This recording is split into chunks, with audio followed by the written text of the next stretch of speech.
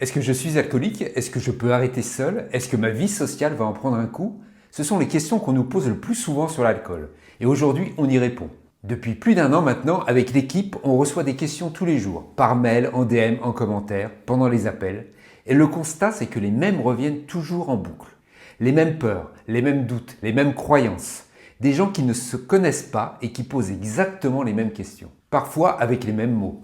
Si autant de personnes se posent ces questions, ça veut dire qu'elles sont légitimes. Personne ne devrait avoir honte de se les poser. Et surtout, ça veut dire que personne n'y répond clairement. Pas le médecin en 10 minutes de consultation, pas l'entourage qui minimise, et pas Internet qui dit tout et son contraire. Alors aujourd'hui, c'est Lucie qui pose les questions. Elle fait partie de l'équipe, c'est elle qui reçoit ces messages au quotidien.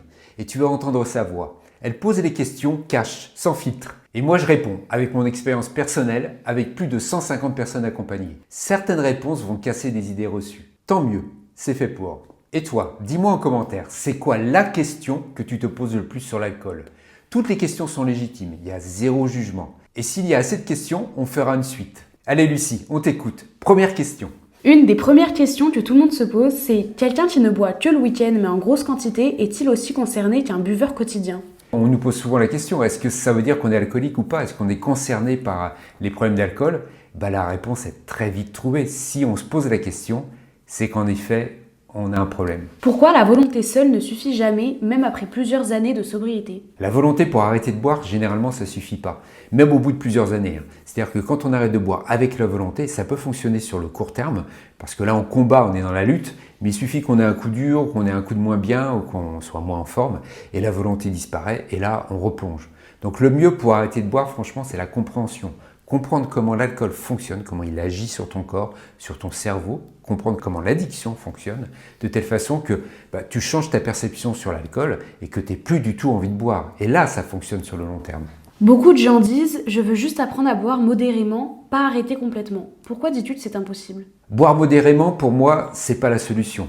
Parce que, en fait, pour les personnes qui ont atteint un certain niveau, comme moi je l'ai fait et comme beaucoup d'autres qui nous écoutent aujourd'hui, quand on a atteint un certain point, on ne peut plus revenir en arrière. C'est-à-dire que le cerveau se souvient de tout. Si on commence à boire, même que le week-end, par exemple, on se dit on va boire 1 ou 2 verres, le cerveau tout de suite il reprend l'habitude et il va plus s'arrêter, quoi. Après qu'on ait bu le premier verre, il reprend tout de suite. Et le fait de faire de la modération, donc souvent on dit il faut boire avec modération, mais en fait c'est beaucoup plus dur de boire avec modération pour les personnes qui ont des problèmes d'alcool que de s'arrêter totalement. Quand on s'arrête, on n'y pense plus parce qu'au final, on n'a plus envie, quoi. Par contre, quand on modère, on est toujours dans le combat. On se dit, est-ce que je bois ce soir? Est-ce que je bois pas? Est-ce que je bois un verre ou deux? Il y a toujours ce combat qu'elle a, c'est toujours là. Et en fait, c'est beaucoup plus dur. Beaucoup ont déjà essayé d'arrêter l'alcool plusieurs fois et ça n'a jamais tenu. Pourquoi est-ce que les gens rechutent systématiquement après les cures alors qu'ils étaient sevrés physiquement? Alors les cures pour arrêter de boire, c'est une très bonne chose. Franchement, ça fonctionne dans pas mal de cas, malheureusement pas la majorité, puisqu'aujourd'hui il est prouvé que 70% des personnes qui font une cure rechutent dans l'année. Et pourquoi? Parce que en fait, en cure, on est entouré, ça se passe généralement super bien. Le personnel soignant est vraiment aux petits soins, ils font un super boulot. Donc pendant la cure, on a le sevrage qui se passe bien, souvent c'est sous médicaments. Et puis après, on a plein d'activités, on participe à beaucoup de choses, on apprend beaucoup de choses sur soi-même, on est très occupé et puis on est entouré. Par contre, après, quand on rentre chez soi, souvent on rentre dans son quotidien avec les problèmes qu'on avait laissés. Soit on est tout seul et on se retrouve tout seul, avec une tonne de factures peut-être. L'environnement est le même que quand on est parti. Donc c'est pas simple du tout. Et en plus, le personnel soignant est en nombre limité en France. C'est-à-dire que pour voir un médecin addictologue, il faut des mois d'attente. Et puis quand vous sortez de cure, peut-être que vous allez le voir une fois par mois. Donc c'est pas simple du tout quand on rentre chez soi et qu'on revient dans son environnement. Et c'est pour ça que les cures, c'est pas fait pour tout le monde. Qu'est-ce qui fait qu'après 5 ans, 7 ans, voire 10 ans de sobriété, certains replongent dans l'alcool? Quand on a arrêté de boire depuis pas mal d'années, le cerveau, la petite voix a toujours tendance à dire vas-y, tu peux y aller, tu peux boire un coup parce que tu sais faire, tu gères. Ça fait des années que tu n'as pas bu. Mais le problème, c'est que les personnes qui ont des problèmes d'alcool, justement, quand elles reboivent, ne serait-ce qu'une coupette ou une bière ou juste un verre de vin, le cerveau réenclenche tout de suite là où il s'était arrêté il y a 5 ans, 10 ans, 20 ans. Et très généralement, dans 90% des cas, on a de grandes chances de replonger. C'est-à-dire que le premier jour, ça va bien se passer. On va boire une coupette de champagne à un mariage, par exemple. Et puis 3 jours plus tard, notre petite voix dans le cerveau va nous dire tu vois, ça s'est bien passé, donc tu peux reboire un petit coup. On va reboire un petit coup, ça va être 2 verres, 3 verres. Le cerveau va nous dire qu'on peut contrôler et puis c'est parti, l'engrenage reprend. Et malheureusement, c'est très très très commun. En quoi dirais-tu que ton accompagnement, ton coaching de sobriété, est différent des cures de sevrage, des médicaments comme le baclofène, des alcooliques anonymes ou d'un suivi psy classique? Notre approche est complètement différente. Elle est vraiment pour les personnes pour qui les alcooliques anonymes, les cures, les médicaments, tout ça, ça ne leur convient pas. Et il y a beaucoup de personnes qui ne s'y retrouvent pas. Et elles se retrouvent en fait sur le carreau parce qu'elles ne savent pas comment s'arrêter. Elles essaient d'arrêter seules, mais généralement ça se passe mal. Et elles restent dans l'échec et donc elles pensent au final que c'est impossible, alors que c'est tout à fait possible de s'arrêter. Donc on a un accompagnement qui est différent, qui peut être aussi couplé avec des cures, avec les alcooliques anonymes, avec les médicaments. On a des clients ou des personnes qu'on accompagne qui font les deux ou qui font 3 choses en même temps. Le plus important, c'est d'y arriver. Après, peu importe la manière. Tu parles beaucoup du mécanisme de l'alcool dans le cerveau. Concrètement, qu'est-ce que ça veut dire et comment ça aide à arrêter? Comprendre comment l'alcool fonctionne sur notre cerveau, comment il agit sur nos synapses, sur nos circuits neuronaux, sur la chimie du cerveau, c'est super important parce que c'est là où on réalise que c'est pas nous le problème, c'est pas celui qui boit le problème. Le problème, c'est l'addiction. C'est-à-dire que quand on boit, on change chimiquement notre cerveau. On crée des nouveaux chemins neuronaux, des habitudes qui font que c'est très difficile de s'arrêter. Et notamment, on parle du circuit de la récompense. Donc ça, on ne va pas en parler aujourd'hui, on n'a pas le temps. Mais en fait, le circuit de la récompense fait qu'on a de plus en plus envie de boire parce que le cerveau s'aperçoit qu'il a un shot de dopamine à chaque fois que l'on consomme de l'alcool. Et donc le fait de changer les habitudes, de changer les rituels, changer sa perception sur l'alcool fait qu'on va changer ses circuits neuronaux. On va créer de nouvelles habitudes, on va créer de nouveaux réflexes, de nouvelles routines, de nouveaux rituels qui vont faire qu'on n'a plus envie de boire. Pour t'aider à aller plus loin, j'ai réalisé une fiche PDF avec toutes ces questions et toutes ces réponses. Le lien est dans la description, donc n'hésite pas à la télécharger. Pourquoi certains préfèrent continuer à boire plutôt que de payer pour un accompagnement alors qu'ils dépensent plus en alcool? Pourquoi dépenser autant d'argent dans l'alcool alors qu'on pourrait utiliser cet argent pour investir en soi-même et justement se sortir de cette addiction? Alors c'est une bonne question parce que en fait, ce qui se passe, c'est que beaucoup ont peur. Beaucoup des personnes qui nous contactent ont peur en fait de passer le pas. Ont peur surtout de ne pas réussir, de ne pas y arriver. Donc c'est surtout un manque de confiance en soi. Si on regarde juste les euros, si on regarde juste les chiffres, en moyenne, nos clients dépensent 300 € par mois. 300 € par mois sur un an, c'est 3 600 €. Ça fait quoi? 36 000 € sur 10 ans. C'est énorme. Et quand on nous dit, non, j'ai pas les moyens ou j'ai pas envie d'investir d'argent dans un accompagnement, c'est vrai que c'est quand même dommage parce que la personne, qu'est-ce qu'elle dit en vrai? Elle dit pas que c'est cher, elle dit qu'elle a peur de pas y arriver, elle a peur de pas réussir. Alors que la clé pour réussir est entre ses mains. Elle a les ressources pour y arriver. En fait, c'est tout à fait possible d'arrêter de boire du moment qu'on est bien accompagné et qu'on a confiance en soi. Et là, c'est notre boulot en fait, c'est là qu'on intervient. Quand on a arrêté de boire de l'alcool, les émotions difficiles comme le deuil, la séparation, le burn-out ou la solitude déclenchent souvent des rechutes. Comment apprendre à gérer ces émotions sans alcool?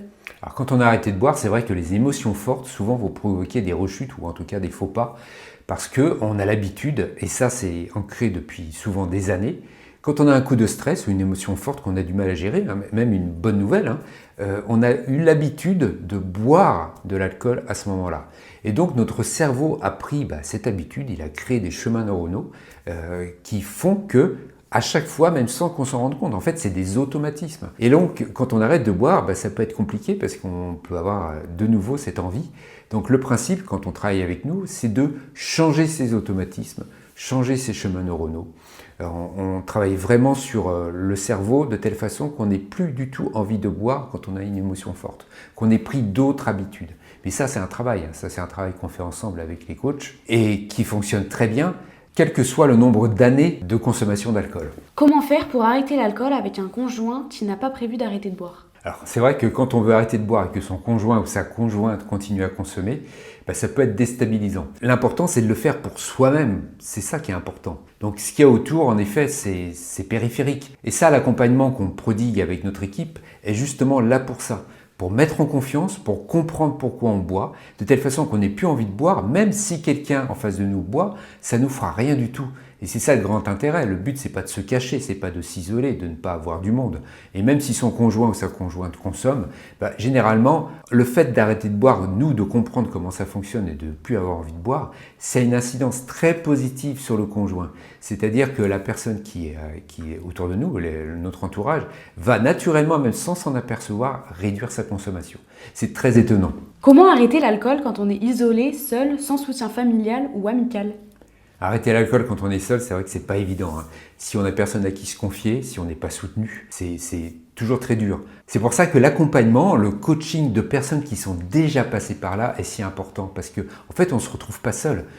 Par exemple, nous, on a différentes formules. On a des formules de coaching de groupe, des formules de coaching individuel. À chaque fois, c'est des personnes qui sont passées par l'addiction. Donc, quand on discute avec elles, quand on est en lien avec ces personnes, tout de suite, notre cerveau s'ouvre, les blocages se lèvent, on se sent compris, donc on a beaucoup plus de force, on a beaucoup plus de motivation et puis surtout on a plus de compréhension, ce qui fait qu'on avance beaucoup plus vite et très rapidement, inconsciemment, on est soutenu et on arrive à arrêter de boire et surtout on ne le fait pas seul, ça c'est très important parce que arrêter de boire seul c'est extrêmement difficile, sachant qu'en plus ça peut être dangereux parce qu'on l'a déjà vu, le délirium tremens peut arriver pour 5% des personnes qui arrêtent de boire, en tout cas je le dis très très souvent.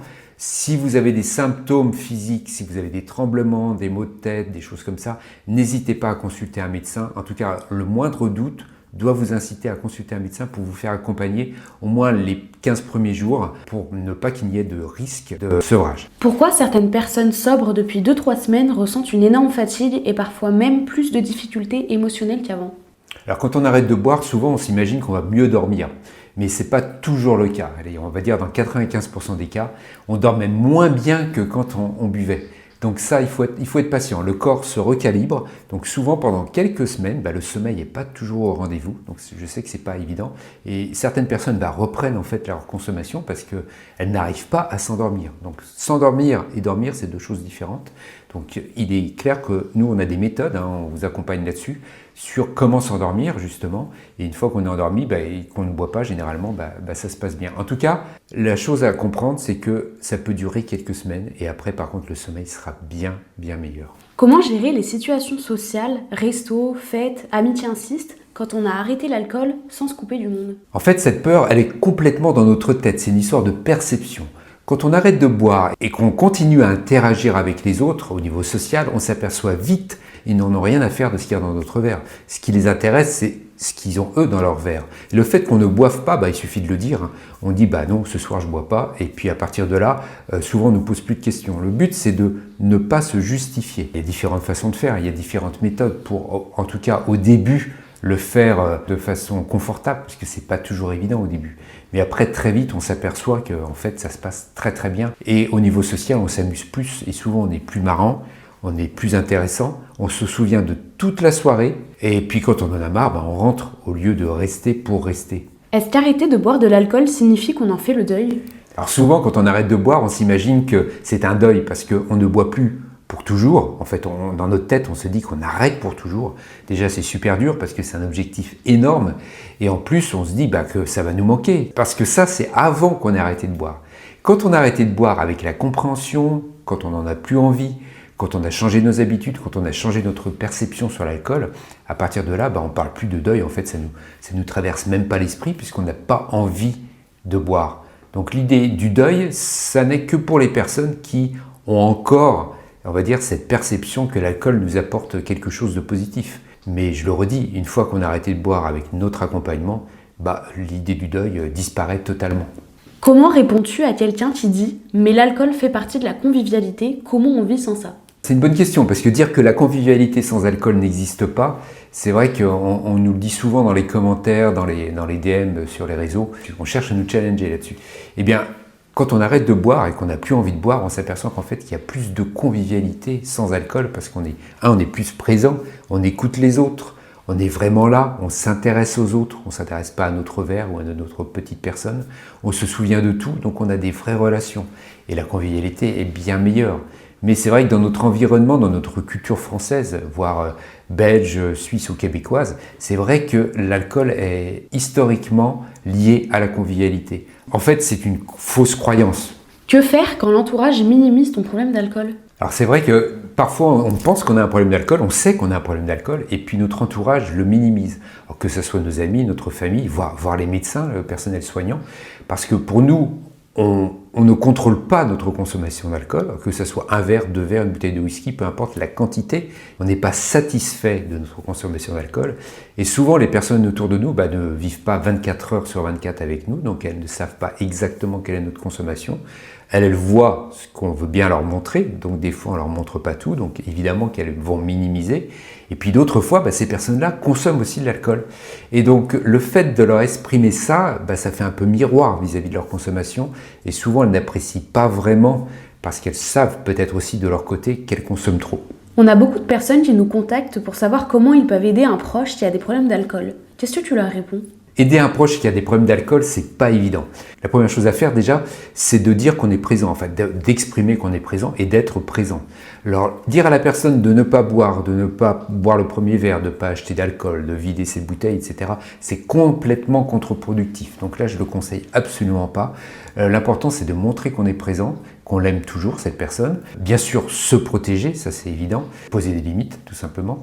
Et puis, ne pas hésiter à conseiller des organismes ou montrer nos vidéos, mes vidéos, notre site Un an sans alcool. En tout cas, partager ce qu'on fait, nous, sur les réseaux pour que cette personne peut-être puisse comprendre qu'il y a une solution, qu'elle peut s'en sortir. Donc l'important, c'est d'être à l'écoute, d'être présent, mais ne pas faire culpabiliser. Si on dit à quelqu'un, si tu m'aimais, en fait, tu boirais pas, ça ne fonctionne pas. Au contraire, c'est pire. Alors, c'est pas évident, je le sais, c'est pour ça que nous, avec l'équipe, on travaille aussi sur la préparation d'un accompagnement pour l'entourage. Donc ça, bientôt, on vous en parlera un peu plus.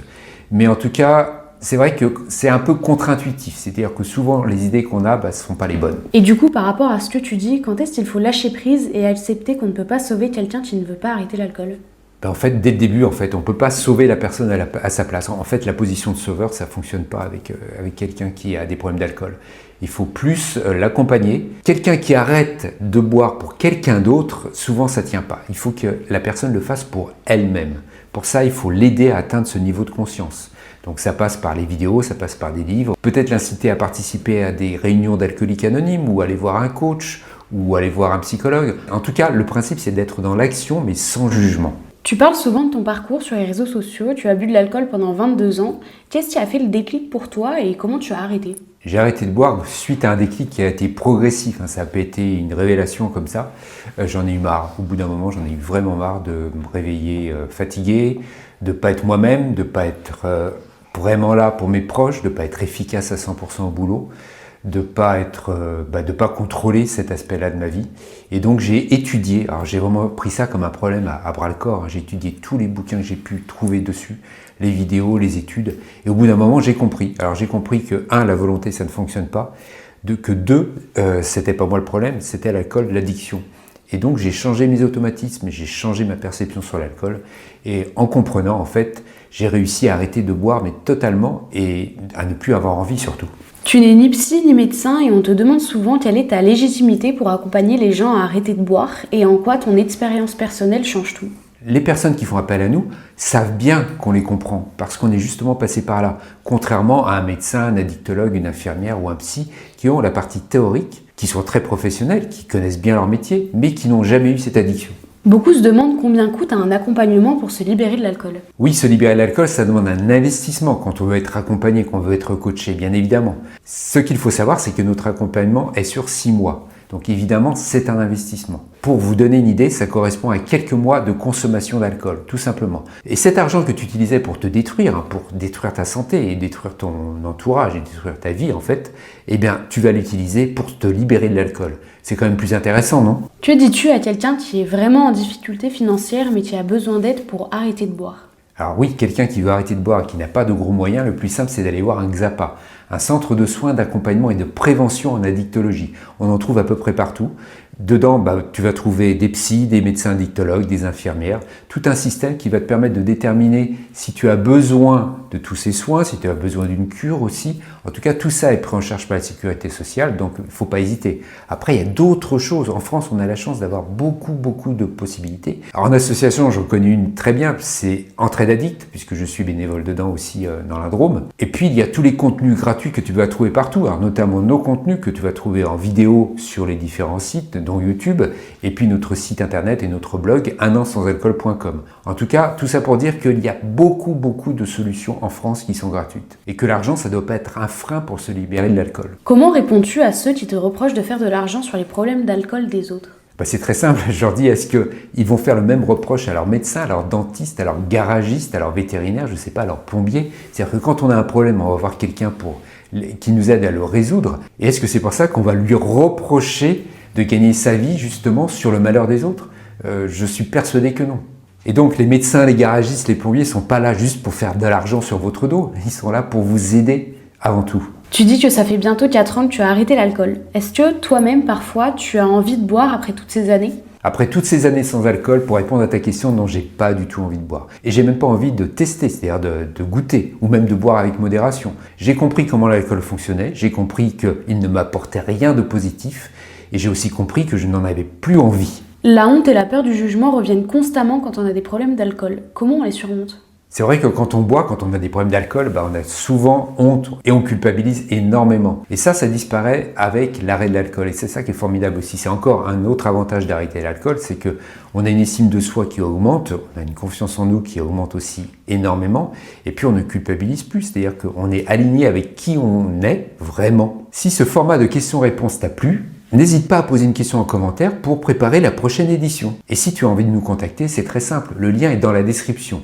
Tu fais un bilan rapide, tu choisis un créneau, un membre de l'équipe te contacte et on voit ensemble si un accompagnement serait adapté à tes besoins. Alors je te dis à très bientôt et prends soin de toi.